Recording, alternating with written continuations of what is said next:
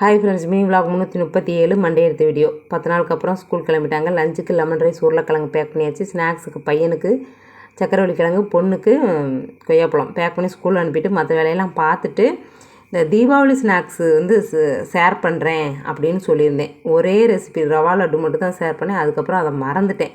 ஒரு ரெசிப்பியும் ஷேர் பண்ண முடியல. அதனால் இன்றைக்கி செய்யலாம் அப்படின்ட்டு கடலைப்பருப்பு கொஞ்சம் இருந்தது, அதை அரைச்சி ஜலிச்சு எடுத்துகிட்ருக்கேன்.